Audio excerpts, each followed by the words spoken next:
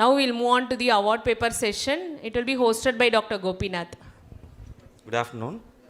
Greetings from iCON team. Welcome you all for this scientific award paper session. We very well know that we are all very much intrigued to hear from the authors who are going to present today. To give the recap of the selection process, we got 36 abstracts. She's telling 36. 36, and out of that, 2 abstracts didn't fall under our theme of medical education, and 2 of them couldn't come from South Africa, so they were out. And then remaining 34 papers we have sent to 4 judges, and 4 judges, they have under the scrutiny process they have concurred, and out of that 2 persons, all the 4 judges have selected, and 3 papers, 3 of the judges have concurred, and 2 presenters, 2 judges have selected. So out of that, 7 presenters are there today, 7 scientific presentations of award paper presentations, and as a award prize money, we have got 10,000 rupees for the first prize and 5,000 rupees for the second prize.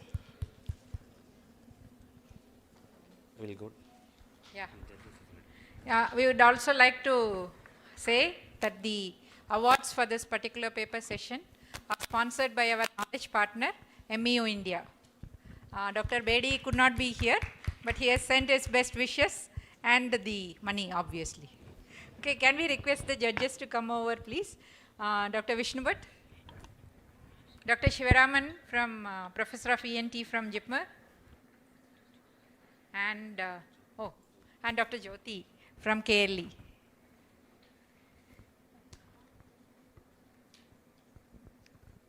You want to talk about the evaluation criteria?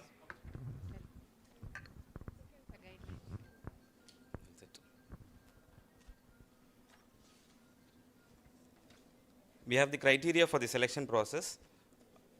The first, novelty and originality of the study, which is contributing to the field of health professions education, and scientific method, bar quality, and presentation including AV aids and virtual platform, and ability to answer and interact with the audience and defend the work. And the last one, we have a meta criterion, that is the wow factor of the paper, which is for 10 marks. So total, we have 50 marks as a criteria. 6 minutes. Okay. So it's for 7 minutes, followed by 2 minutes of discussion. And we'll keep, sir. And being the award paper sessions, the questions will come from the judges. Okay. Call. iCON ID 162. We'd like to invite the first participant, iCON ID 162, Dr. Anita Shri.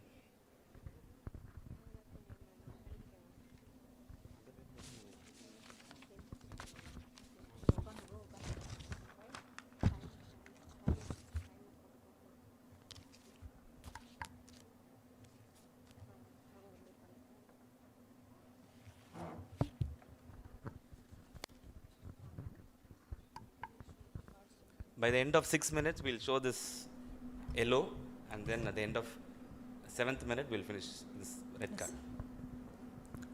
So, good afternoon, one and all gathered here. My topic is experiential learning to enhance medical education and teaching, called as the element study to execute Cope's cycle in biochemistry for undergraduate medical students. So, the experiential learning is a process where we acquire a skill or knowledge by going through certain experiences that can facilitate learning. So it is primarily for a clinical setting, but in phase 1 of MBBS, even it can be used to build a strong theoretical knowledge so that can pave way for achieving their clinical goals in their upcoming phases. So this study was intended to design few experiential learning frameworks in biochemistry and to compare these strategies based on the students' performance and their feedback. So we aligned different phases of this experiential learning in parallel to the Cope's learning cycle phases. So in concrete experience in Cope's phase 1 is parallel to listening, and then reflective observation is parallel to experiencing In abstract conceptualization is compared with processing, and then active experimentation is by application. So this learning, listening, experiencing, processing and applying, called as the LEPA cycle, which was paralleled with the COPE's learning experiential cycle. And this was constructed this way, like in listening phase, it is the students are exposed to the lectures and then experiencing the different learning methods called as the experiential learning methods. We use some 5 of the methods, and then they process the data, the concepts, they assimilate the concepts that they were experiencing and they listened to in their lectures, and then they apply it in their performance in assessment. So first, one of the experiential learning methods was a song-based learning. A few major pathways in biochemistry was sung as a song for the students. And I've also added a song, maybe if time permits, I can play the song for glycolysis. And then the second method was called as the digging the muddy point, where the students come up with the point that was concepts which are not clear to them, and we discuss deeper into that, and they get well versed with the concepts and get it clarified. Personification method, where the student themselves will be personified as one of the biochemical molecule. They talk about themselves as being, I am the glutathione, I am the free radical, so and so. That topic was done. Circular brainstorming, the students were grouped into two, one questions the other in a circular fashion. The entire questioning goes out. And in concept mapping, art, the part of art as an experience for learning was utilized. So outcomes were measured by means of assessment scores, and the students, about more than 70% scored more than 8 out of 10 in song-based learning and in brainstorming sessions. That is also depicted in the picture here, the box plots. And the feedback obtained from the students for individual EL methods, out of the 5, they have scored in the Likert score, more than 5 score was given for all the methods, like the effectiveness of the method in creating interest and making the concepts clear, and different learning experience that they got, and their interest towards biochemistry as a whole by giving one concept in one topic, and then in preparing for their exams also. So this was the final feedback after all the 5 methods were executed. At the end of the phase 1, the feedbacks was obtained that will align with each phase of the LEPA cycle. For listening phase, for experiencing phase, for each phase the questions were aligned, and we could find that more than 70% of the students found it useful in each phase. They were able to create, understand concrete concepts within themselves. They were able to, their reflection was fashionable, and then they can apply their concepts, and they can even perform well in the exam. And had a Cronbach's alpha score of more than 0.9, had a good external, excellent internal consistency.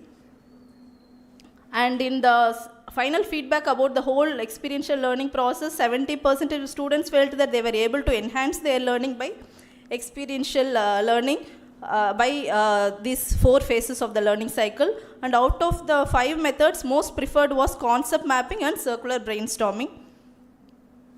So to conclude, we found that experiential learning is an effective strategy in learning theoretical concepts also, and all the EL designs, namely the song-based learning, digging the muddy point, personification, concept mapping and circular brainstorming, were all enjoyed by the students.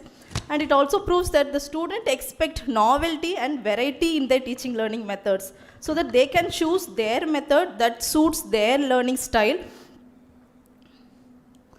And our own reflections about the study, we found that the duration of each phase of the learning cycle of the LEPA cycle was fixed for all the students, but it may not be the same for each student. Every student may have a different duration to go through for the 4 phases of the cycle. And the true outcome can only be measured by the final exam or the summative assessment or the university exam, or even later when they apply it in their clinical setting or in their decision making skills or in the patient outcome, or even later the true outcome can be measured. So these are my references. Thank you. Can I play the song? Quickly. Thank you, madam.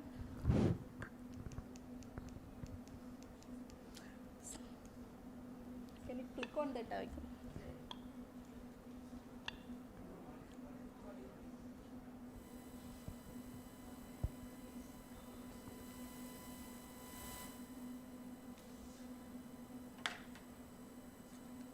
That audio is not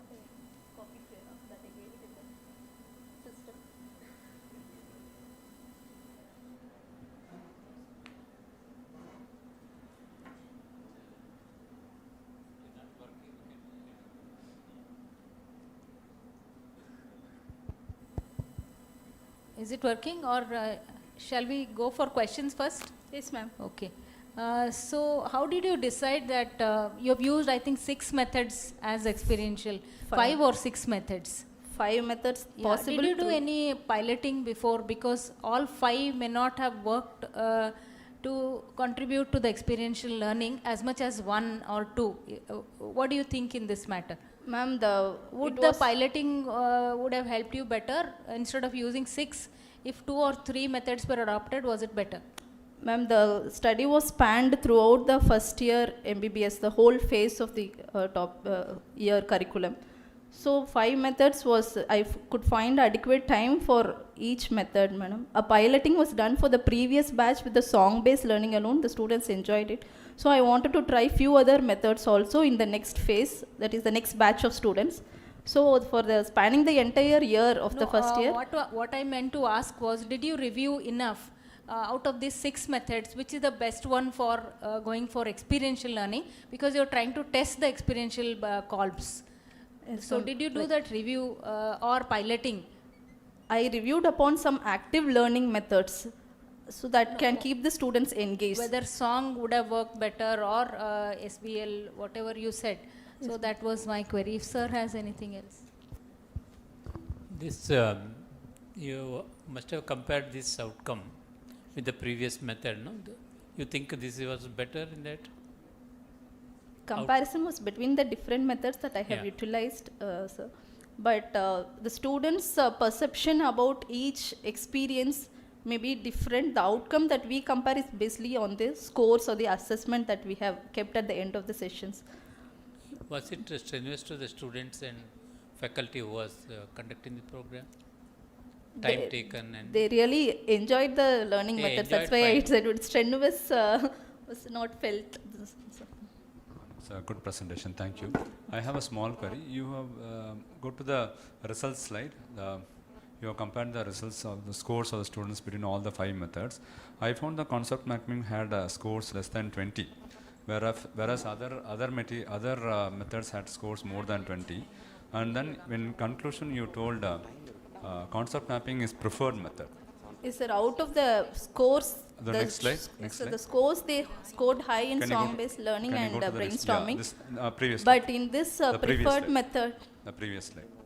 The previous. Yeah.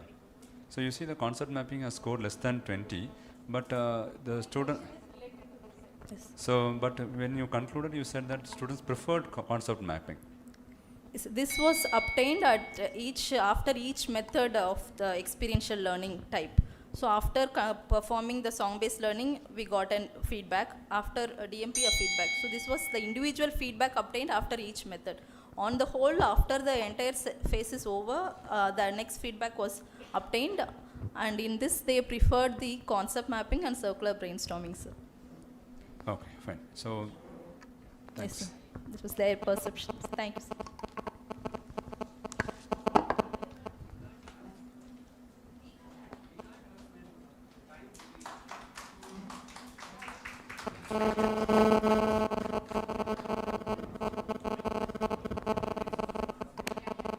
We'd like to invite the next person, Dr. Rajkumar, iCON ID 228.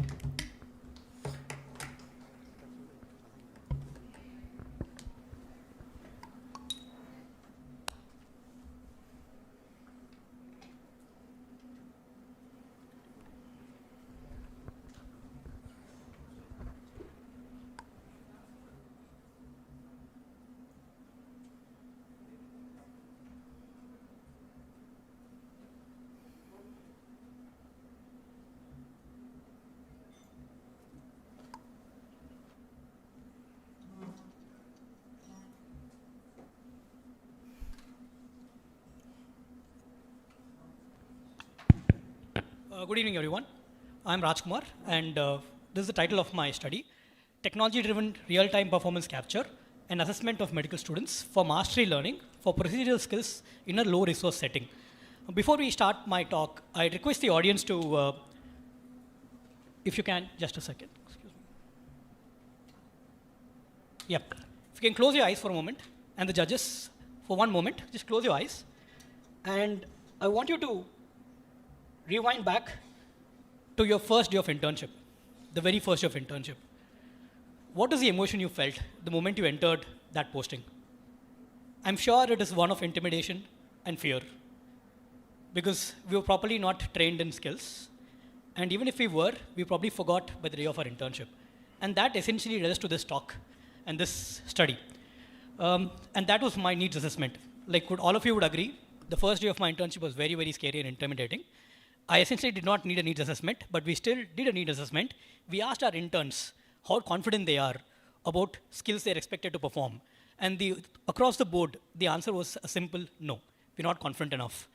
Despite this being the CBME curriculum batch, full integration was not possible. It was a distant dream.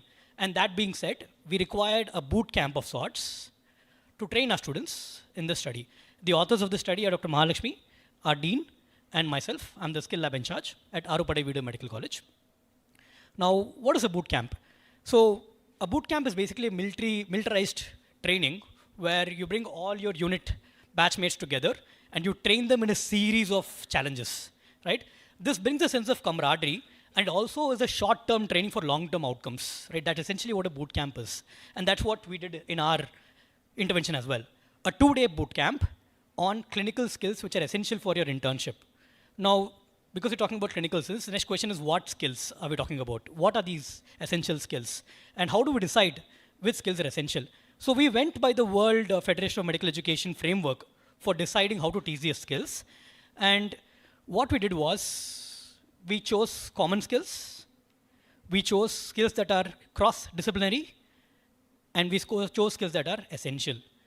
This was done after a sit-down, a nice group work with all our clinical departments.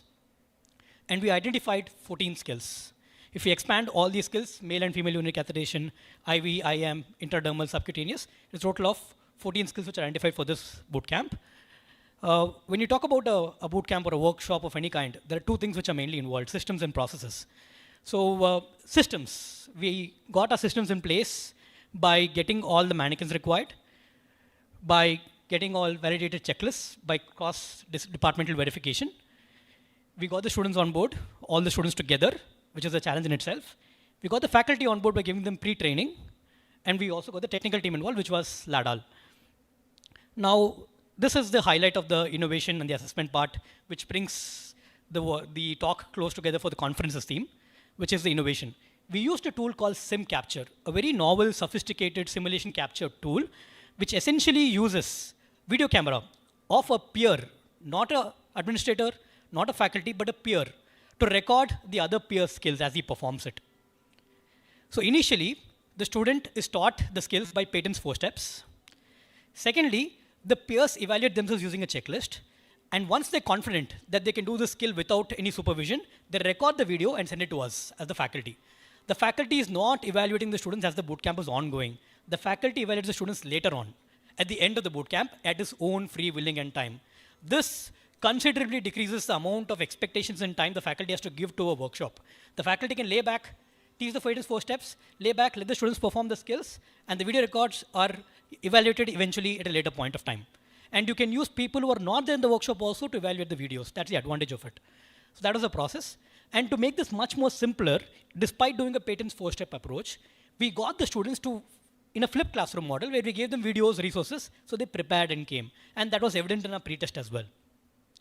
And with all that, it was action, ready, set, go for our bootcamp. We did this on, the pilot bootcamp was done on 17th and 18th April 2023 this year. And you can see here, in this particular image, the bottom image, a student is actually recording the video as the other student is performing the skill. And that's the entire innovation of our study. Now, there were 66 participants, the fresh batch of interns. If you take into account 66 participants multiplied by 14 skills, that had 1,076 instances of peer-to-peer assessment and 1020 self-recorded videos. Now, we divided these into 14 different departments, 14 different faculties and got them evaluated at the end. And the average score, as you can see, is pretty high. It's 89% confidence and actual descriptive analysis of the data that we have. And these are the individual data sheets. We have a topper, we have people who scored lower, who we might want to bring back to the skill lab and practice them again. And the post-test was almost a near 100% because we also give the students a chance to repeat and do this multiple times. Now, all this training was done to us beforehand by the Ladal team, how to use the software, and we took our time with our faculties to make sure that they're also comfortable with this. And the learning curve was pretty short in our experience. These are the questions, how they were. The software includes not just the video recording part, not just the peer-to-peer assessment, but also the pre and post-test. Now, we did a retrospective pre-post analysis, how the student at the end of the course felt before the course started and after the course started. So when we asked this question, before attending this course, how did you feel about your skills knowledge? Everybody across the board were not all confident, right? You can see this. But after the study, it is an exact mirror image where the students are completely confident how they can perform these skills, and that will reflect in the clinical practice, hopefully, right? Although this is Kirkpatrick result, just level 2, we are hoping to see in the future where we can analyze on the bedside and see how they're doing. And that's our scaling up idea. We are also a center for Jiva Raksha, which is a 70% skill-based course, and I'd like to start implementing the sim capture software for the Jiva Raksha skills. Thank you for your time.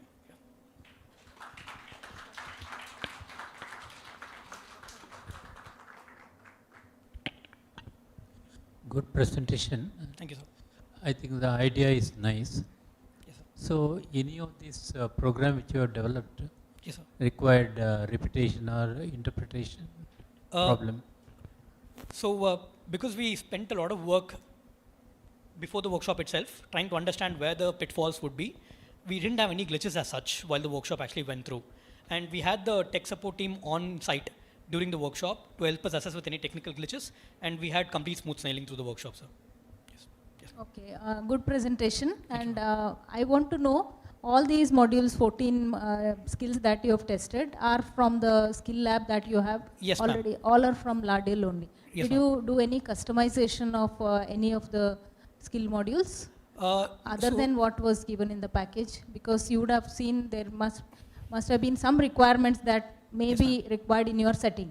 Is So, that something that you did? No, ma'am. All the 14 which we identified were essentially mannequins which we already had. We did not depend on Ladle for the mannequins. These are mannequins which we already had at a center. Okay, including the checklist that the faculty were given for scoring? Yes, ma'am. So checklists were made by us by internal validation, ma'am. That's what I wanted to know. This is a part of customization. Yes, At least correct. the checklist you customized. Yes, ma'am. So we got the checklist from online resources and developed by the faculty themselves who had manually entered them and given it to us. And we had done a peer-to-peer evaluation on the checklist themselves. All right. Other than that, the video quality, or were there any other problems Yes, that ma'am. the faculty faced while evaluating those modules? So because Ladle have done this before in multiple sites, they already told us where we could expect some problems. So we had connected our technical support department and got a very high bandwidth for the internet streaming. That way, all the recorded videos are quite high quality. And the students are very good at this. They're the Gen Z generation. So they immediately picked up to it faster than us. And they were recording videos and sending it to us at the rate faster than we could evaluate. All was done in the clinical lab setting only? No, ma'am. We had a multi-purpose hall as big as this. Yeah. We assigned 8 different station places where all the skills could be recorded, and they're moving in a clockwise fashion after each skill. So Okay. 2-day It was boot camp. done in the manner of OSCE? Similar to OSCE, yes, ma'am. Okay. That's a good presentation. Thanks for that. You had a slide saying that passing score is 80%. Yes, sir. Just a second, sir. So, Yeah. the next slide, Next slide. Yes, sir. the next one, passing score, yeah. So what do you mean by that actually? Passing score is 80%. So we had pre-assigned, in the software essentially asks us before you start a test, what would you want to set as a pass percentage for a particular exam or a particular skill? We had given a pass percentage of 80% as a standard. But because of peer-to-peer feedback and them getting more confident with the skill, when they eventually uploaded the video, there were almost 100% correlation between the skill and what they were actually doing there. Why did you set passing score as 80? Keeping our expectations lower for the low-hanging fruit, sir. So, Okay. What's the necessity to use a retro pre-analysis in this? Yes, sir. Why you didn't use pre-test, post-test analysis? What's necessary to use retro pre-analysis? We already did a pre-test and post-test as well, sir, but that's something our dean had an idea that we want to understand the students, we wanted the students to reflect essentially, to realize what they learned in these 2 days. So we wanted them to think back and see how they felt before the workshop and after the workshop. That's why retrospective pre-post. Yes, we get it, sir. Yeah, that's a point, ma'am. But there's also a pilot study. This particular questionnaire was done to demonstrate to our administration that this is something we want to do regularly, and we want more tech support. And one last thing, the videos and pictures that you showed Yes, sir. belong to your study or? 1 second, sir. This. No, not this. The real. This one, sir. Not the NG. This one. Yeah. All these belong to your study. Yes, sir. This is from our study. This is from that day of the workshop. Okay. The video previously that was posted was from your study. That is not. That's from the company, sir. That's a generic one from the company, marketing material. This one. Okay. Okay. Thanks. Yes, Thanks. thank you. Thank you, sir.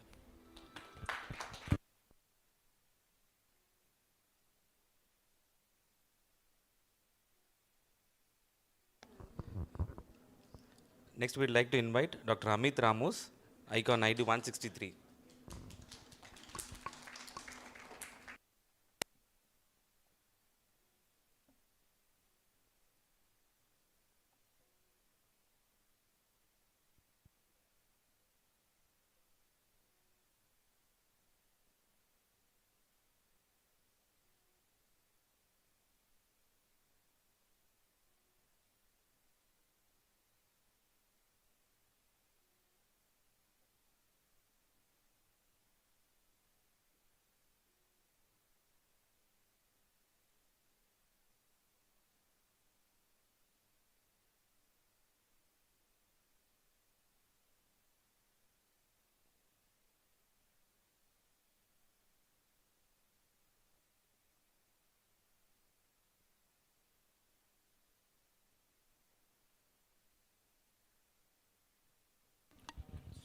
Check.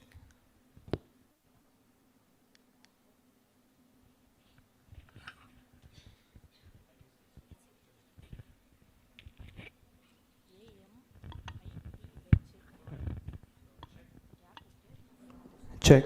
Oh, yeah. Hello and very good evening to respected judges and all my fellow colleagues. I'm Dr. Amit Ramos, Associate Professor from the Department of Clinical Anatomy and Medical Imaging. Just give me a second, it's not moving. No, not the moving part. Can't see a sensor. A pointer?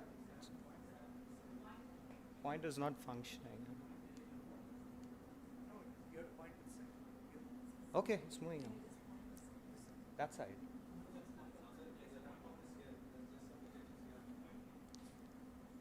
But I can't, point at the particular structure. Yeah, can you just get it here?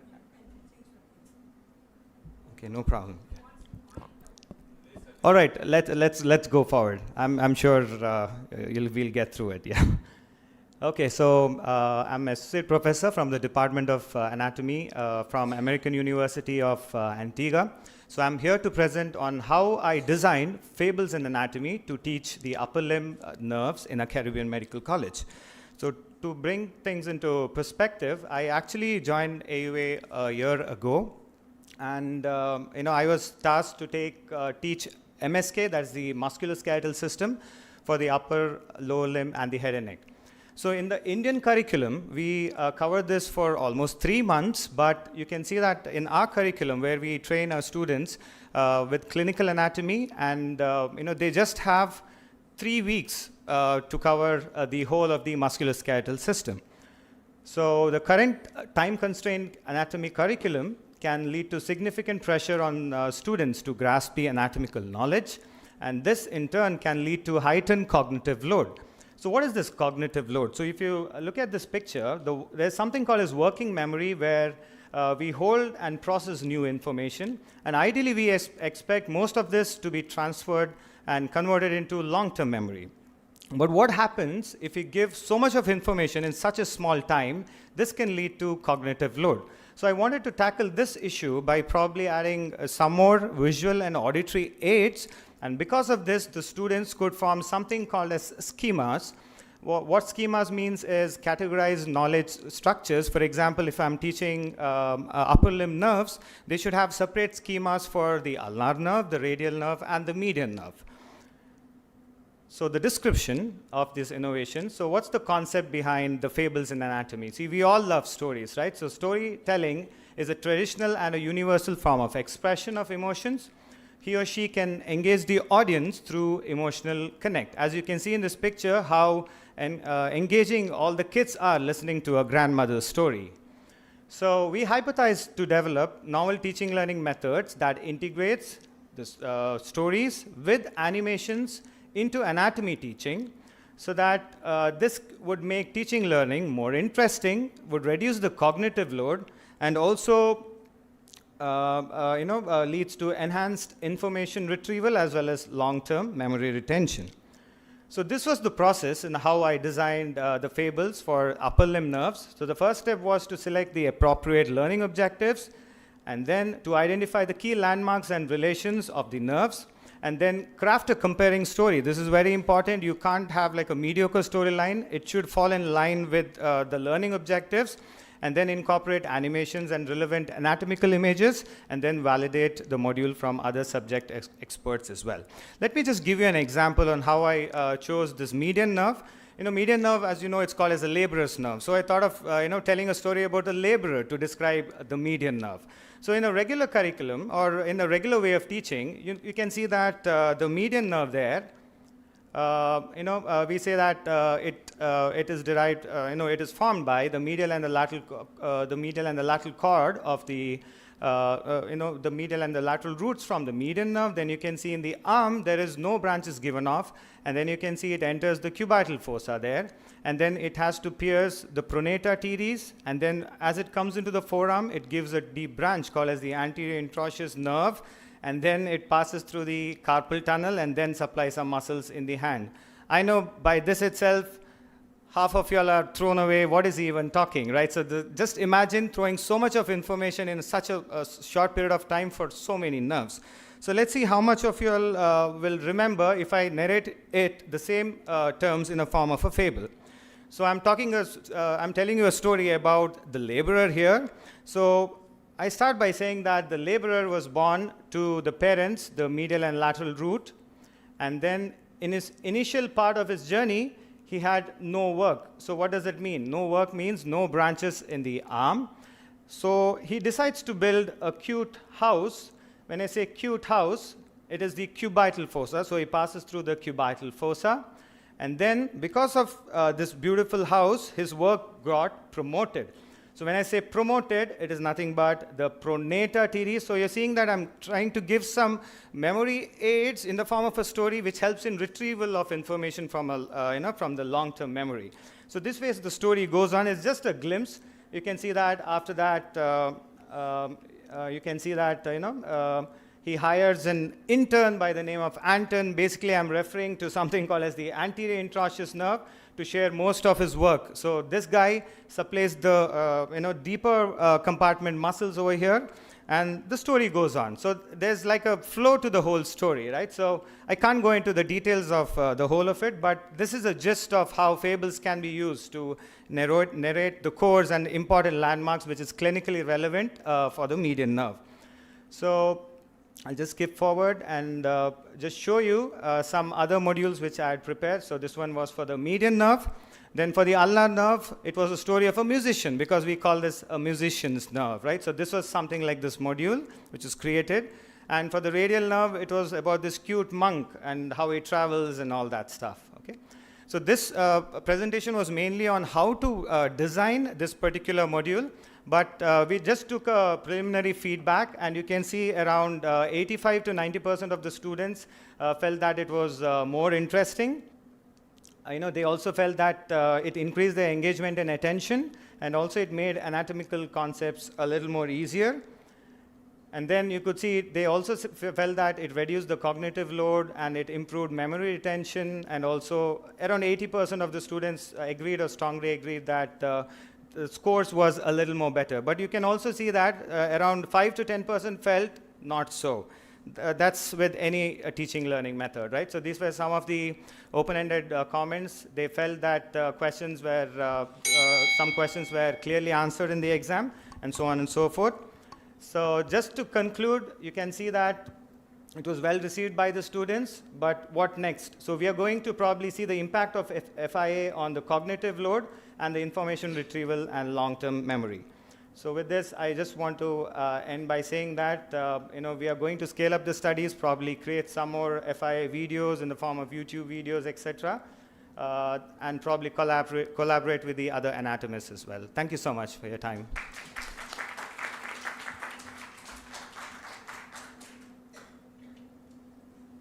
Very nice presentation. Thank you, sir. But I think you would have spent a lot of time in preparing this.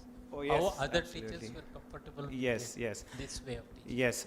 So like any teaching learning tool, probably not all teachers might have the skills to prepare this kind of flow. So I can tell something that if people can use the fables which has already been done. For example, one of my colleagues, Dr. Ann, who is going to present here next, she actually took one of my modules called on shoulder joint, and she presented it at her college, and it was received well. But I want to bring a point. Probably not all teachers are skilled enough to deliver this kind of contents, because you should have a good balance between the anatomy content and the stories. If the stories are overwhelming, then there's no point. You might not be fulfilling all the learning objectives as well. Yeah, good presentation, and my point was that only. Right. Sometimes you are teaching the nerves here, that is fine. But for each and everything, there is arterial supply, there is blood, there is venous drainage or Right. lymphatic. If you go on doing such things for everything, it really is going to be overwhelming at the end. And Absolutely, nowadays, yeah. even the books or some mnemonics are available already, and I've heard the students mnemonics itself becomes more overwhelming. Absolutely. So how do you manage? Yeah, so about the mnemonics, what you said, sometimes we tell students, mnemonics is like random stuff, like we say, she looks too pretty, try to catch her. So when you have so many mnemonics, you might need one more mnemonic to remember all of this. But here the approach is a little more different. You try to narrate the whole story, so There they're is a going to story and connect connection, it. yeah. And your point is absolutely right. You can't make fables for all of the topics. That's not the point. Here I thought for the limbs, like the upper limb nerves, it has a lot of intricate course. It goes through some muscles. For example, radial nerve goes to supinator. So how do you remember that? Whereas the median nerve goes to the pronator teres. So if you have to identify the needs of the students, and probably if it's required, Probably then you have you need to identify the complex areas where students Absolutely, tend yes. to make mistakes. That Correct, is one correct. thing. One more quick question is that how would you make it even more interesting? Because you said all faculty are not good at it. So what is your answer? Interesting for the students? No. Actually, how can you bring more twist and interest and involvement from the students? Yeah, so for example, where I'm working, we also have an e-learning module, right? So in 1 minute's time, I could explain this, but probably with the students, I will have at least 20-25 minutes to explain the whole thing. No. But I'll put it in a form of, to address your question, I'll put it in a form of a module where they'll have interactive questions, inbuilt on that. For example. No. My point was that give some task to the students also. They are sometimes too good at it. They might be making better stories than us. I've done that in my previous college, where I give activities to the students, and you'll be surprised to see, so much of innovative stories coming from their end as well. Thank Yes. you. Thank you so much. Why you didn't measure long-term memory retention for all this? So that's what I said, sir. So like this was with the preliminary study, but for the long term, we need to do spatial kind of repetitive exams, probably after 2 weeks' time, and then after a 1 month's time. And then in a university, there have been some studies, even to test the cognitive load on doing the EEG studies. So that's the next plan forward, sir. Thank you. Can I ask a question? Oh yeah, sure. I would say to make it more interesting. Right. Instead, there are fables in anatomy. Mhm. Fables always have the moral of the story. Yeah. Integrated elements of professionalism into your fables Yeah. They can make it more interesting, and also you'd be integrating professionalism and also have a moral to your fable. Yes, that's always a good thing. You know, you can explore different disciplines as well. But since I teach very basic anatomy, you know, I have certain limitations. But like you said, absolutely, you can summarize everything through a fable. You know, when you have integration with pathology and medicine and surgery. Sorry, madam, we cannot take questions from the audience since it's a best paper presentation. Thank you. Thank you, Dr. Amit, for coming all the way from Antigua for this presentation. Next, we call upon Dr. Deepa Shanmugam, ICON ID 314, to talk on in-situ simulation of labor room scenarios to improve the critical thinking and decision-making skills of postgraduate students in obstetrics and gynecology.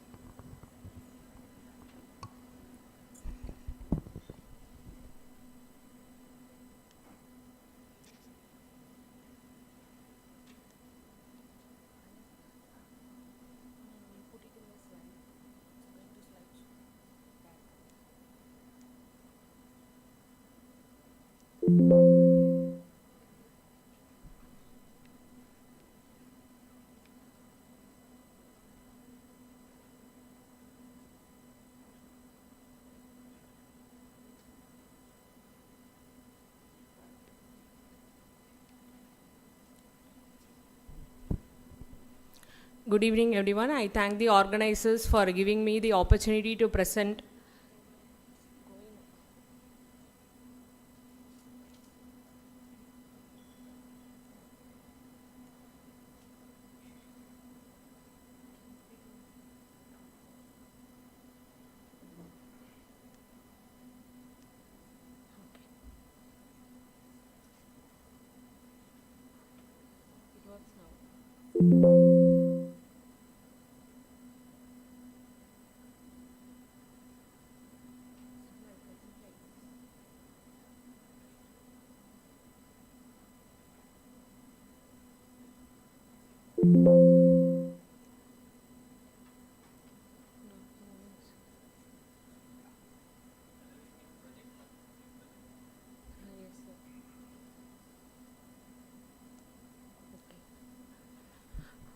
For giving me this opportunity to present a learning module which I have created for my postgraduates.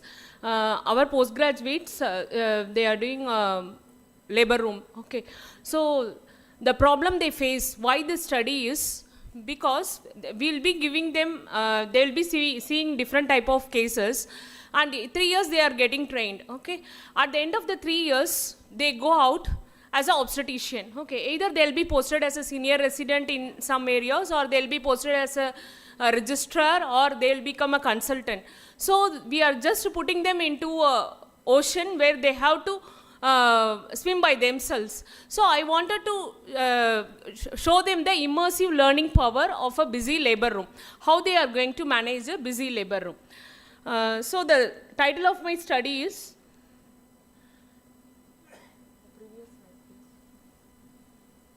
In-situ simulation of labor room scenarios to improve the critical thinking and decision-making skills of the postgraduate students in obstetrics and gynecology. Please, next slide, please.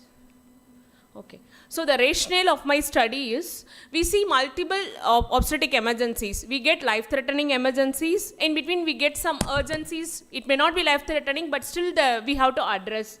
So it needs critical thinking and decision making, especially prioritization. Which case has to be addressed first and which case has to be addressed by whom, and also the resource allocation, even in a low resource settings also. So, and also our postgraduates have to be trained with the teamwork. They should know to work as a team, because that's how obstetrics works. Then only they can manage the life-threatening obstetric emergencies in a real labor room setting. So in-situ simulation of the labor room can be an effective modality to achieve these objectives. So how did we do this one? We did a preliminary workup. We trained our postgraduates on all the obstetric emergencies, how to manage, and other obstetric cases also by sessions. And we sensitized them about the obstetric triage by Sen et al. For the prioritization. And a pre-brief was given to our postgraduates what is expected out of the session, what they are supposed to do. So what did we stimulate? we gave a case scenario of a busy labor room, which included life-threatening emergencies like a PPH patient in shock in HDU, and some cases breach in a latent phase of labor, some cases like shoulder dystocia, all different cases which actually a busy labor room scenario will have. So that type of handouts was given. I have taken 2 teams so that we can, just for a team energy, I made it as 2 teams, and teams were allocated. A team leader was selected among them, and other second year and the third year postgraduates were allocated for team A and team B. So they were asking them to have group discussions among themselves to prioritize the cases with the available resources and to allocate the resources whom they have, the other postgraduates they have. And each of the team members will decide on the management of each case. They can use books or they can use articles, even some residents, senior residents, faculty also they can use for this.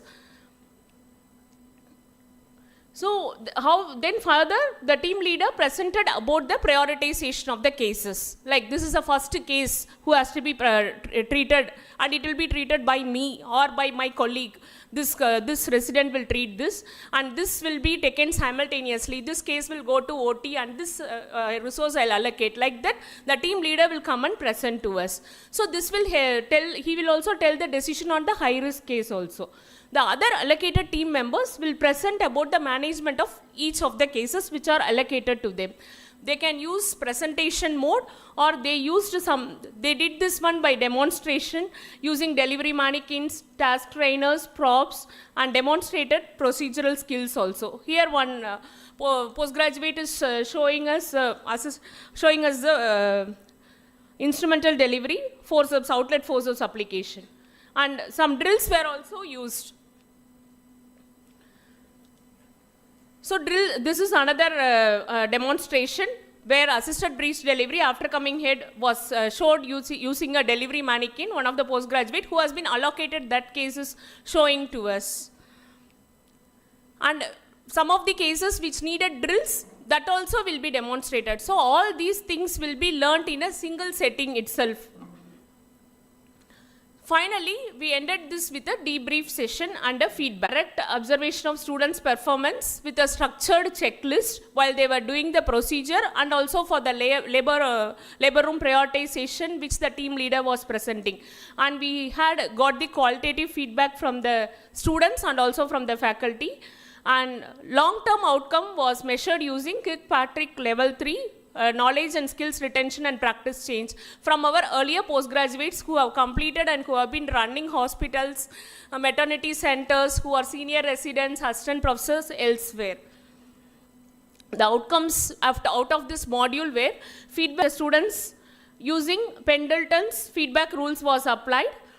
The DOPS showed session, and a subsequent session was conducted where it improved to 8/10 in that particular team. So subsequent sessions, multiple sessions may be needed to achieve the final target. When we asked the students how did they feel, they told that the sessions improved their teamwork. They know how teamwork is very important, and decision making skills and the critical thinking, all these things they were really, they felt more confident at the end of 2 or 3 sessions. And the faculty members who are, we had some observers of our department faculty members, the students became more confident, demonstrated better critical thinking in patient care. So final, the fruit of the module, long-term outcome was improved decision making with efficient handling of cases by our earlier alumni members, especially in a resource constrained settings. So to conclude, management of obstetric emergencies, as we all know, it needs critical thinking and decision making, which can be learnt using in situ simulation of labor room case scenarios. Hence, immersive learning, which I have showed now, it can help them during a real case scenario when they are feeling to recollect. But multiple sessions may be more effective to achieve the learning outcomes. Nice presentation. These students were fresh students or those were halfway through the training? Sir, one team will be all the years of postgraduates, sir. Because the team is actually, the labor room team will include the third year postgraduate, second year and the first year. So the team leader should allocate some cases to the first year, some cases to the second year and some cases to their peer. So the team will include all the 3 year students. No, my question is if there are differ among them, different years of training. Sir, for that only, sir, the first year what they have learned till now, that case only will be allotted to them, sir. The second year will be allotted the case pertaining what is the level they need. That only the team leader should do that properly. For that also mark is given, sir, during DOBS. How did you assess the outcome of enhancement of critical thinking? Did you have a checklist or was it? Only for the prioritization we had the checklist, ma'am, because that No, is. but your study objective is to assess the improvement, enhancement of critical thinking. Yeah, the prioritization only needs critical thinking, ma'am. How to prioritize? No, did you have a checklist? Or Yeah, how ma'am. how We have made a checklist, and checklist is been given by RCOG also. That also I used, ma'am, for prioritization. Okay, and the debriefing was in present. Who did the debriefing? Faculty men. We only means I only trained them, ma'am. At the end, similar to pre-briefing, I did the debriefing also, and at the same time only we got the feedback from the students and also from the peers, my peers, ma'am, other faculty members. But in the presentation, the statistics of assessments were lacking. Outcome assessment on enhancement, there were It was no mostly figures. qualitative assessment, ma'am. Only one quantitative assessment I have done. All were other qualitative assessment only, ma'am. Only DOBS, only one quantitative assessment I have done in this. Okay, thank you. Thank you. Thank you. Thank you, sir. Thank you, ma'am. Thank you for that intensifying presentation, ma'am. Next, I call upon Dr. Annie D'Souza, ICON ID 190, on introducing 3D printed modules of fractures in osteology learning to improve clinical reasoning skills among first year medical students, an experimental study.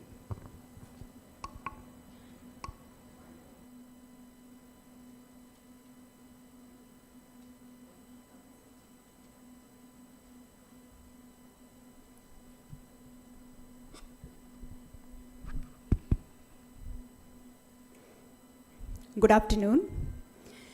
Thank you, organizers, for giving me this opportunity to present my paper in this platform. I'm Dr. Anne D'Souza, Associate Professor of Anatomy, Kasturba Medical College, Manipal, India. And I'll be presenting my research work on introducing 3D printed models of fractures in osteology learning to improve clinical reasoning skills among first-year medical students, an experimental study. And my co-authors include my 4 colleagues, including third-year medical undergraduate students who helped me building the models.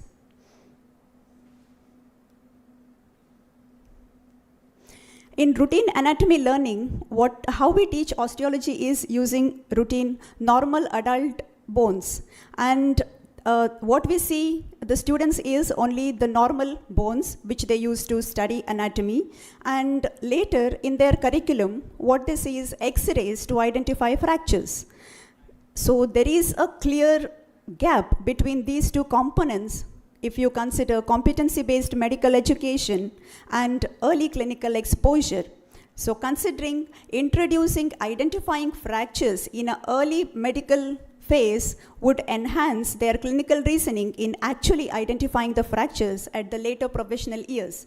In this context, we introduced this study to make them see the fractures using 3D printed models in a 3-dimensional view and to correlate that with the X-ray later in a professional year coming.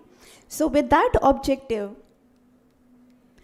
and we identified this need to show them the fractures in the first year. And in the literature, already it has been stated that the clinical reasoning comes up with giving them ideas and making them create concepts. So that is why we asked them to see the fractures in the osteology class.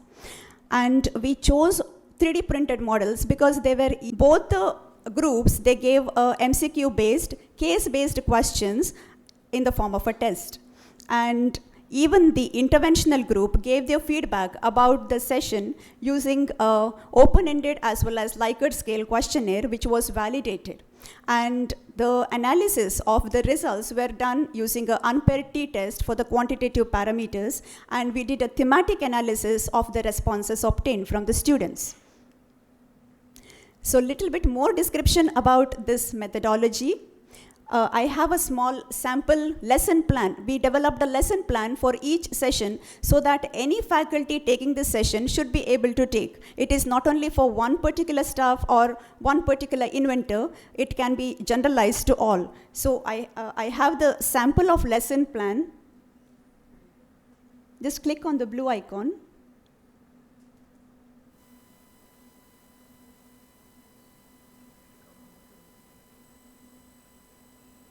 It should open in a PDF. Okay, yeah, yes, lesson plan. Yeah. So this is a sample of a lesson plan. We identified the competencies, and we identified the objectives, and also we gave the task to the students and a task to the faculty, what to do. So this is a lesson plan. Can you please scroll the lesson plan a little bit down? So this is a sample, how we did that, and even this was validated by the anatomy staff. Can we please close it?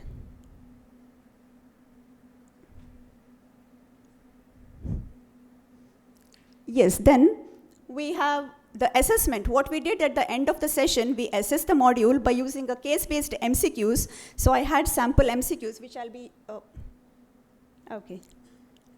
So this is a sample MCQ, how we developed. We had pictures, we had cases, we even had some simple X-ray pictures to give them some cases to identify the fracture and give the anatomy-related answers. Thank you. So that was the,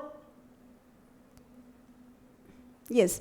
And the session feedback, how we took was, we used 1 to 10 Likert scale as well as some open-ended questions. A little bit more about how we printed these models. The models were printed using STL files which were already available for free online, that is through the NIH website. And the printer which we used was a fusion deposit modeling printer. We used white filament, which is PLA and flexible material, to print the models. And particularly, I involved the students to print these models so that they will get a feel of developing the learning module as well. And at the same time, before the session, each session, these models were shared and the lesson plan was shared to the faculty who was supposed to take the session. So here are the pictures of models which we developed. So these are some of the examples, what we had developed. And coming to the results, particularly the test results, the assessment results clearly showed that the interventional group performed significantly better than the control group by the p-value. It was analyzed using unpaired t-test. The feedback from the interventional group with the Likert scale responses showed clearly they strongly recommended this approach of using 3D printed models of fractures in osteology learning. And the open-ended responses, we analyzed them thematically. We identified 4 important themes. The first one was visualization. They said that they were never able to imagine what is a fracture which they saw using a 3D printed model for the first time. And secondly, the concept was very clear that which anatomical structure will be damaged in this particular fracture. So that concept, they got it clear. And the third one was learning experience. It was truly enjoyable for them because they encountered it for the first time in their lifetime. And of course, they also suggested some improvement to increase the size of the models or give them more models. And they, of course, looked forward for more such sessions. So this was a summary of the qualitative analysis. The overall impact was this: the introducing 3D printed models was a new strategy to learn osteology in the first year, and this would definitely have a significant impact on the outcomes based on the identification of fractures as well as correlation of clinical concepts with anatomy. Thank you.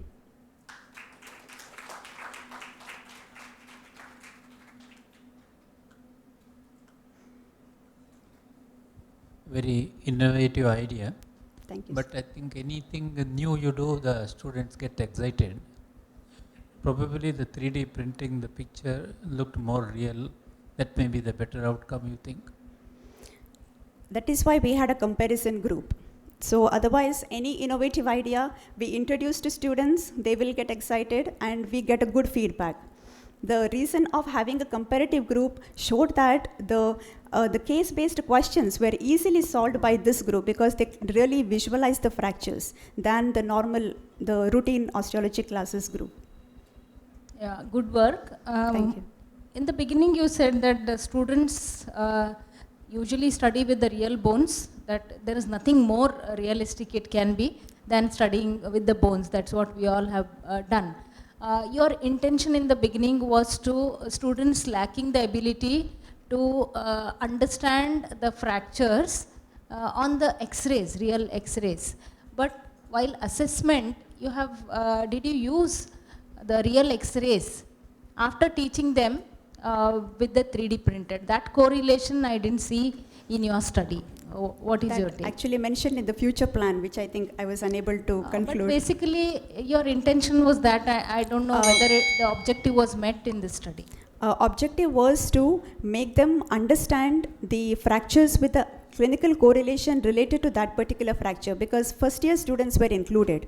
So clinical correlation, for example, surgical neck of humerus, axillary nervus involved. So that they visualized. In the picture And that X-rays, I'm sorry, in the picture that you showed, that in the MCQ, that fracture neck, so that is like a real fracture, anybody will understand, but the intention of realizing it in the real X-ray, that skill should have been, according to me, should have been taught to the students. But that is not the point, that is not the stage when they learn this. Yes. Actually, they would learn it in the PY 3 or 4. Yes. Yeah. That is why we were unable that was to my assess observation. in the first year. Yes. Definitely we can follow it up in the next year, how they are able to identify these fractures in the X-rays in the second or third year. Okay, but that was more of a diagrammatic fracture representation, more of, I can say, kind of an artifact that is easily being identified. That was my personal observation. Yes, thank you. Thank you. Usually when we do a qualitative analysis, we'll have a framework. Did you have any framework for We identified the themes from the open-ended questions and we developed the themes based on the responses. Yeah, even then we'll try to put it in a framework. Okay, fine. So you added some numbers to the thematic analysis. May I know why? Those many students has responded that particular concept. Does it make a meaning? Pardon? Is it necessary there? That numbers, do they make the meaning? What's the power of that number? What's the alpha of that number? No, that was not calculated. So that's just the number of so many people responded. Yes, and you didn't project the Likert scale of the control group. Control group could not give a feedback because the feedback was based on the learning experience using 3D printing. Yeah, so that is why we couldn't take a feedback on the control group. Okay, so now the average values, though it is statistically significant, is it academically making any meaningful? I mean, go to that slide where you had a average of 2.8 and 2.0. Yes. You see, the mean score in interventions group was 2.5 and the control group was 2.03, especially with a good number of this thing. Though I agree that p-value comes significant, does it seem to be the academically significant?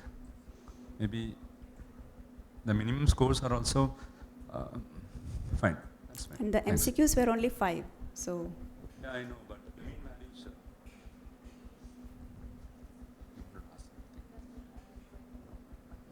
Thank you. Good presentation, though. Thanks. Thank you for that wonderful presentation. Next, I call upon Dr. Arun Daniel, ICON ID 116, on assessment of leadership skills of medical graduates using a triple-pronged feedback approach in team-based community outreach activities. Very good afternoon, one and all. Thanks for opportunity for presenting this particular paper on assessment of leadership skills among undergraduate medical students. Psychological studies all over the world say that mothers want their child to be more productive to the community, and the best way to do that is to make them leaders. This is one such mother who dreamt of making his child the most beautiful leader of the country, Sir APJ Kalam. Even our NMC has such dreams of having various attributes for Indian medical graduates. One such unexplored area in assessment is leadership skills. ACME defines leadership skills as working in teams. Now, a beautiful editorial from Dr. Sumita Hennel and Dr. Avinash Supe tells about the armory of competencies which needed for a particular medical graduate to be called as a leader. They assess the leadership in 4 different aspects like self-management, team management, personal leadership traits, and networking and communication skills. The summit on the medical leadership competency framework developed during the conference at UK National Institute delivered certain roles of the leaders as well as gave some guidelines for leadership assessment. The guidelines, the most importantly pointed out was the leadership assessments are more fruitful when done in groups or group performances, and it's less intimidating for the students. The second is, it's not just the pass or fail which is going to determine leadership skills, and it's always going to have a detailed criteria of analysis, and always have a 360-degree analysis incorporated in leadership assessment, including the peers as well as experts. Also, the same paper gives a beautiful inventory of so many leadership assessment tools, whereas it concludes saying that the team-based assessments, team-based experiential learning outcomes are one of the most effective ways of assessing leadership potentials of the students. So, the objective of our study on all these background was to assess the leadership skills of medical graduates in the community medicine field practice areas, and to study if this particular leadership assessment method can be generalized over the medical colleges. So we assessed using a community-based study. We included students who came for the community medicine posting in the second year of the MBBS for 4 weeks posting, and we trained them for camp logistics. That is, they know how to arrange for a camp, they know how to call for help, they know how to arrange for the logistics, and also we took them some initial introductory classes on team building and group dynamics. We allotted each student into 10 schools on rotation basis, where each student will be a leader in one of the schools allotted to them on rotation.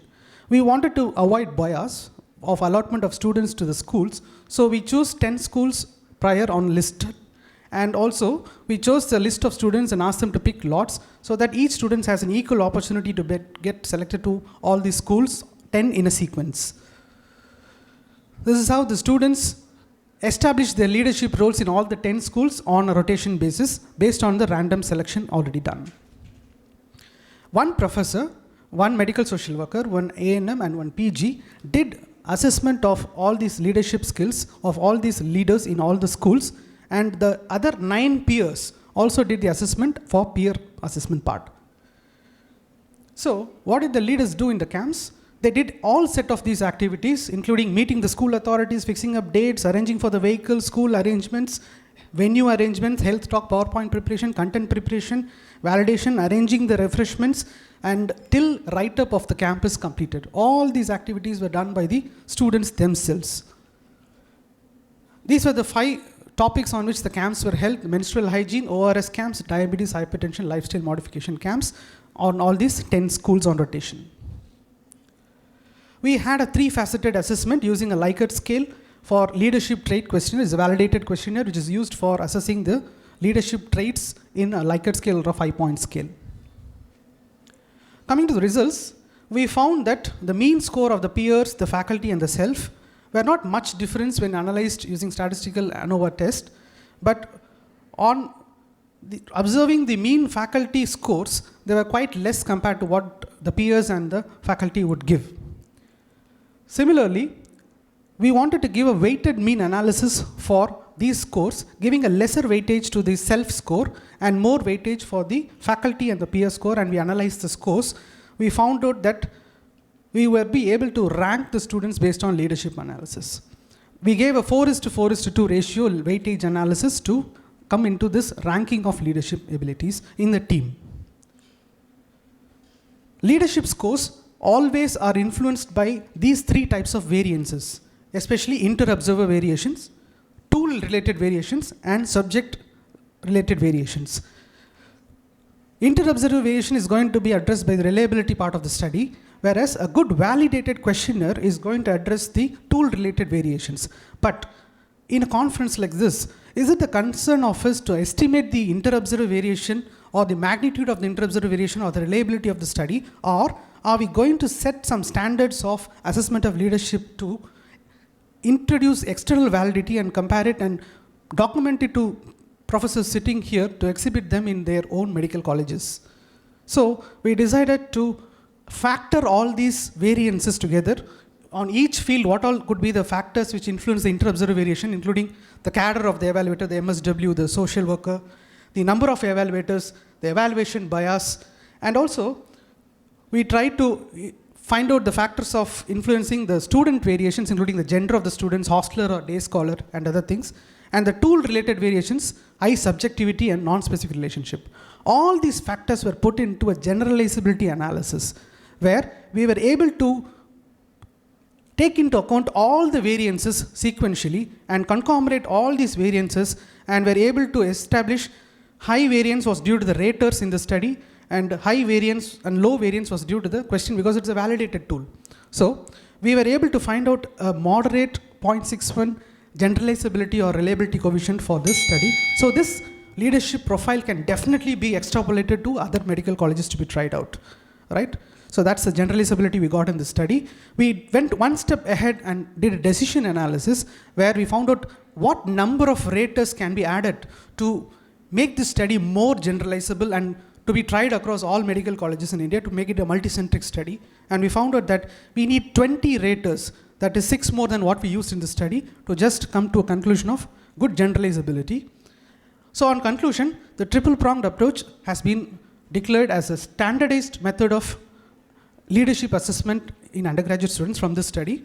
Also, we give a suggestion that we use a 20-member team, including 14 students, 2 PGs, 1 MSW, and A&Ms, for the community-based field activities, which is a viable platform. Now we have the family adoption program, we have the field activities, so many included in the curriculum. We have ample time to experiment out leadership skills and assess them in the field.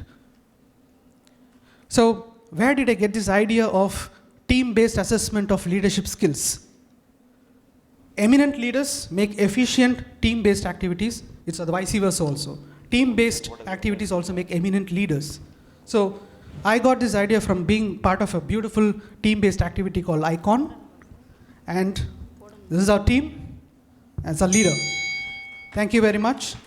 And I also acknowledge that most of the infographics used in this study were not taken from the internet. We did it based on an artificial intelligence infographic generator, and that's quite adding to the value of the study. Thank you very much.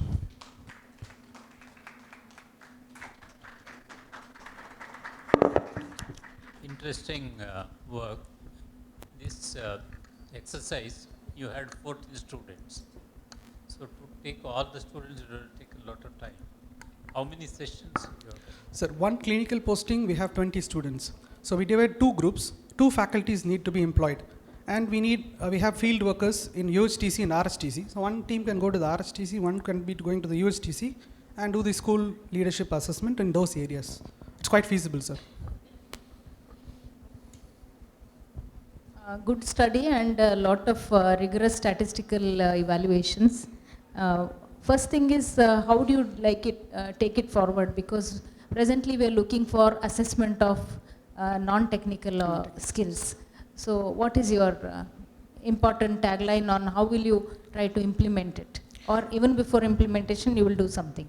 If some friends of interested friends here are going to participate in the study, I could convert this into a multicentric study.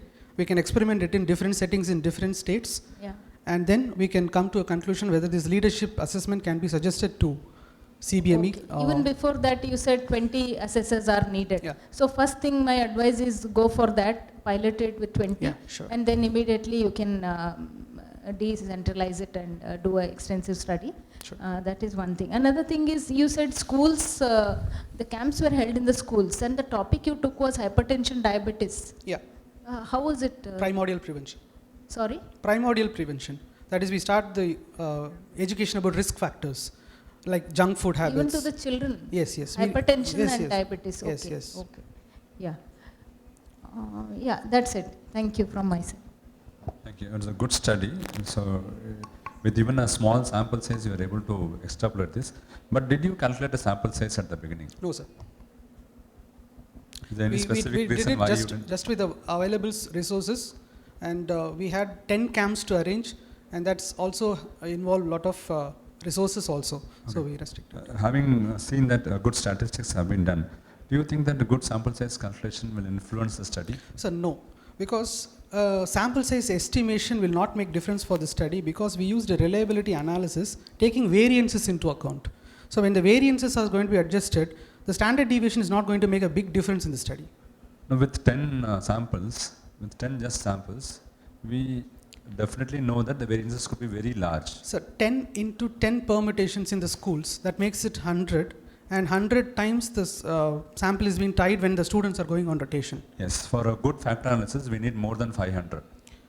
Yeah, accepted, sir. For factor rotations, for Yes. factor analysis, we need more than 500. Yes. So how do you say that sample size calculation will not have affected the study? It's a good study, but I'm just, because there are a lot of statistics involved, so that's why. That's what we tried calculating the sample size, but in a posting setup. Yeah, just let us know the sample size that was required. The sample size required was around 270. Thanks. Thank you. Thanks, Dr. Arun, for that nice presentation, which brought out unattended IMG role into limelight. Next, I call upon Dr. Annie Sheba, ICON ID 176, on assessment of distractor functionality in MCQs, student-generated versus teacher-generated distractors. Good evening to one and all. I'm Dr. Annie from Mahatma Gandhi Medical College. My topic of presentation today is assessment of distractor functionality in multiple choice question, student-generated versus teacher-generated distractors. These are my co-authors in the study. The rationale or the reason why we did this study was, we know that setting a good distractor is the main ingredient of framing an MCQ question. And teachers frame the distractors. We arbitrarily assume that these are the mistakes. Thanks, Dr. Arun, for that nice presentation, which brought out unattended IMG role into limelight. Next, I call upon Dr. Annie Sheba, ICON ID 176, on assessment of distractor functionality in MCQs, student-generated versus teacher-generated distractors. Good evening to one and all. I'm Dr. Annie from Mahatma Gandhi Medical College. My topic of presentation today is assessment of distractor functionality in multiple choice question, student-generated versus teacher-generated distractors. These are my co-authors in the study. The rationale or the reason why we did this study was, we know that setting a good distractor is the main ingredient of framing an MCQ question. And teachers frame the distractors. We arbitrarily assume that these are the mistakes the students will make. But we need to properly align these assumptions, which is very critical for creating plausible distractors. And it has to occur for each distractors for all the MCQs. So this is quite tasking. And we also have artificial intelligence and software-based distractor selection, which is not practically be feasible at classroom settings. We know that we are aligning our distractors to student misconception. Why don't we use these students' actual misconception, which can be a risk source of distractors? But unfortunately, its utility and functionality has not been studied till date. Hence, we decided to compare the functionality of distractors generated by students and those created by the teachers. The innovation of the methodology of my study, we did it in 3 phases. After obtaining all the approvals from the body and the participants, our participants were interns. We went to phase 1, where topics and resource materials were shared with the participants 2 weeks prior, following which our team went on to prepare and validate the free response question and the MCQ questions. We went through the Delphi process. 2 faculties prepared 50 questions initially. The stem was the same, but one was in free response format and one was MCQ format. We went into 3 rounds of Delphi with subject experts and medical education experts, and with multiple modification, we concluded 37 questions. Following which, we moved to phase 2 of our study. The interns were divided into 3 cohorts. We had a total of 150 interns, and we divided them into 3 cohorts, 15 each, based on their unique identification number. And we administered the free response format to the first cohort. And we analyzed the psychometric property of that test, and the top 3 incorrect responses of each item was documented. These top 3 responses became the distractor for the second set of our MCP questions. Following this, we had to exclude 7 questions because of the 2 reasons. It was similar to teacher distractor, and we had disseminated response. We had finally created 2 sets of MCQs. Set A had teacher-generated distractor from the Delphi process, and set B was student misconception generated, which was created from the free response type. Now the phase 3 was we admitted the test to set A. Set A was given to cohort 2 and set B was given to cohort 3, and both the sets were analyzed and compared for psychometric property. And that was the end of our study. Coming to the outcome or results, these are the parameters we used to do the item analysis: reliability by KR20, difficulty index, discrimination, and distractor efficiency. If we see the comparison of the psychometric property of the 2 tests, our mean score did not change, and majorly did not change in both groups, but you can see the reliability index was significantly higher in set B compared to our set A, and also the mean discriminatory index was significantly higher in set B, with an impact moderate effect size was noticed. Coming to the comparison of distractor functionality of our study, we can see that set A had only 60 distractors, functional distractors, whereas set B had 75 distractors, almost a 22% percentage difference between the 2 groups. And coming to the distractor efficiency, we had almost 2/3, that is 20 out of 30 items had 100% distractor efficiency compared to only 1/3 in the set A. We can also see set A unfortunately had 7 questions which had 0 distractor efficiency. That is, students had not picked up any of the options and went directly only for the answers. Now, correlating between discrimination index and the number of functional distractors, we can see that our set B had a high Pearson's correlation of 0.5, and it was significant. As the number of functional distractor increased, the discriminatory capacity of the item also increased, whereas it was not correlating in our set A. We can see 2 functional distractor also had discrimination index high, 3 also had equal number of item discrimination. Now, coming to correlating discriminatory index against the difficulty index, our set A, you can see that we could not correlate the data. The data was scattered. There was no connection between the 2 indices, whereas in set B, there was a linear correlation. As the item difficulty increased, the discrimination capacity of the item also increased. Coming to the distribution of our items, you can see our set A had good item difficulty, but set B was having a good discriminatory capacity. The key findings of my study: reliability index was significantly high in set B. That is, the options which had student-generated distractors. Quality of distractors influenced the discriminatory capacity of the item. A positive correlation between number of functional distractors and item discrimination was seen. With change of distractors, that is, we saw all the items in set A which had a negative discrimination and compared it with the same question with set B. All the ones which had a negative discrimination in set E had actually become positive in set B. So there was a 100% shift of negative to positive discrimination. With this, I conclude, distractors generated from student misconception is superior in functionality compared to teacher-generated, thereby increasing the reliability and discriminatory function of the test. The study reveals that incorrect answers from free response assessment are a good source of plausible distractors. With this, we would like to say to all my fellow faculties, not just to look close at the correct answers, but look closer at the wrong answers given by our student. It'll tell us a lot of stories. Thank you.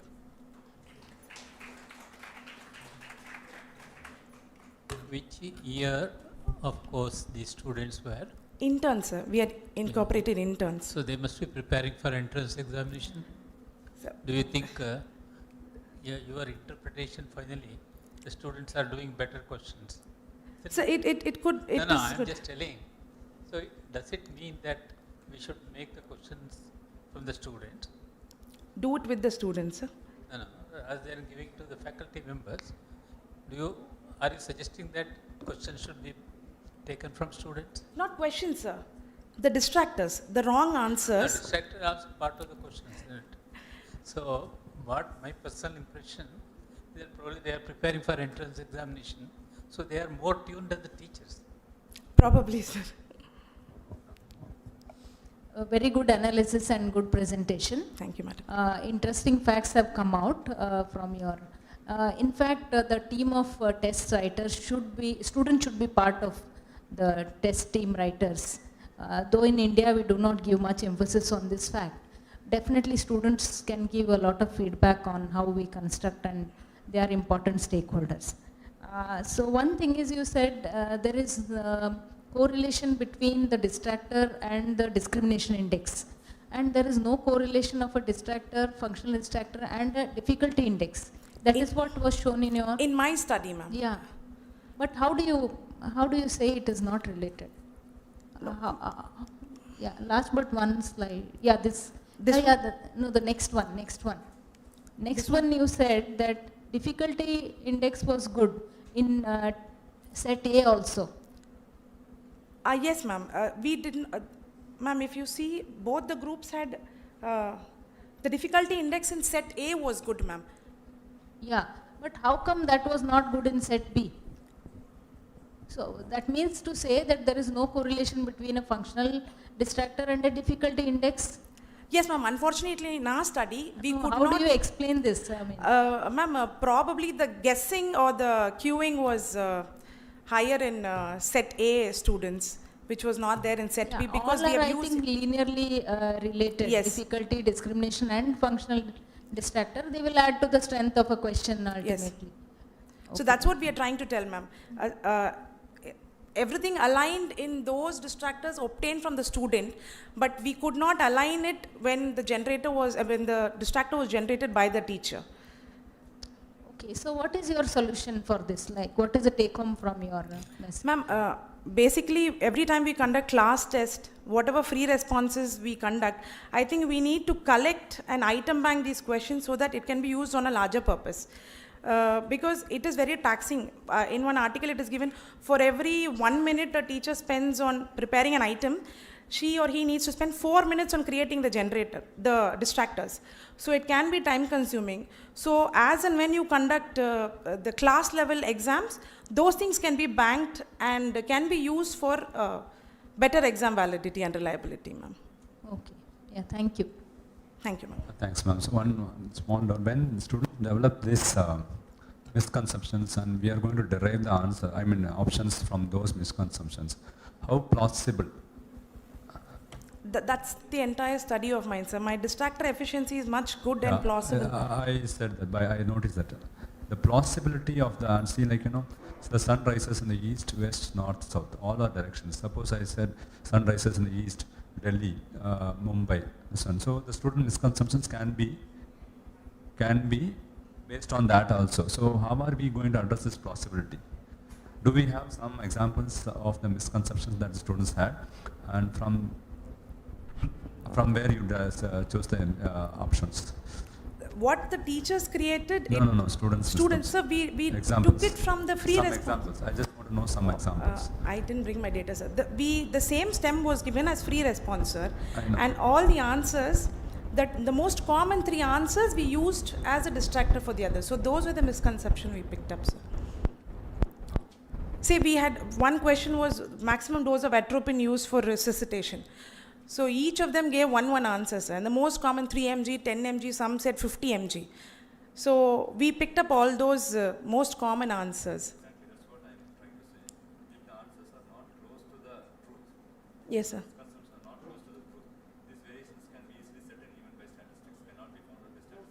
Yes, sir.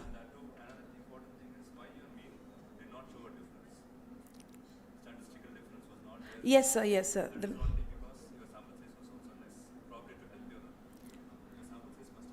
Yes, sir. That is one. I had actually incorporated my limitations of the study.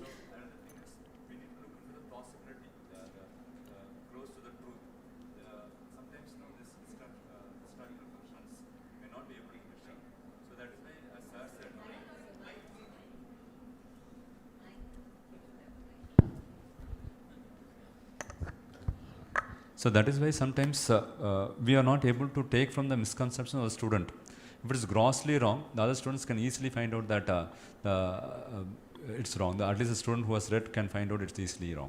Yes, sir. But if it is grossly wrong, a majority of them wouldn't answer it grossly wrong, no, sir. And that is why it is reflected in your differences in the difficulty index and distractor functionality also. So that is why we may not be practically able to choose a lot of the answers from, see, like say that atropine. So you say 3, 7, 50. Definitely 50 is very much away from the 3 and 7. Yes, sir, but so is it close to the truth? How much is that the close to the truth? 50? yes, sir. Most of the answers, like we know, some of them can be outliers, sir, which is yeah. like bizarre answers. But Yes. that commonly, if I have 100 people answering, not 50, not 30 or more will tell 50. So most of the answers will be just an outlier or very close to reality, sir. Okay. Because that So we you picked did up that. only the common. Yes, You sir. did that in your study. Yes, sir. Yes, sir. And we've also excluded some questions because Thank you. Details are not required in the interest of time. Thank you so much. Thank you all the presenters. For your study, the take home was maybe you can consider them, but don't just fall on them and grab everything that students write No, as madam, answers. that's what. Yeah. Okay. Thank you. Thank you.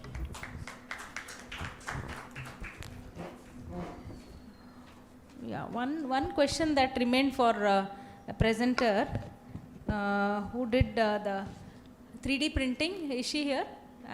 Just one question that remained. Yeah, quickly please answer. Was there a crossover was done between the groups? Crossover? Not done. Not done. Okay. Yeah. Thank you. Thank you, judges, and thank you for all the presenters who have done a wonderful presentation on this fine day on our international conference. I'd like to. For interest of time, we'd request the judges to defer this and then calculate the thing. And once there is the results are ready, either today evening or tomorrow morning, we'll announce the results. And the prizes or the awards will be given during the valedictory. We have only one reminder to the judges. The whole focus of this paper presentation is sharing innovations rather than to do some paper-based study which satisfies all criteria but really does not lead on to innovations. So it was difficult for judgment also. That's why we had to go into deep questioning sometimes. Pardon us. Thank you, madam. So we move on to the most interesting session for the day. Okay. We have to do the honors. Can we request Dr. Vishnu Bhatt and the judges to come over to the well, please, so that we could present the mementos. Can I request Kotur sir to present the mementos to Dr. Vishnu Bhatt? Here only, sir.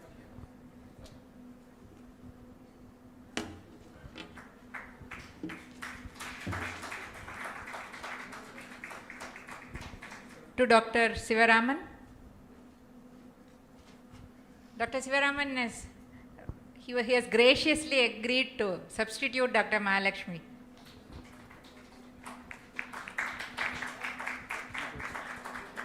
And last to Dr. Jyoti Nagam.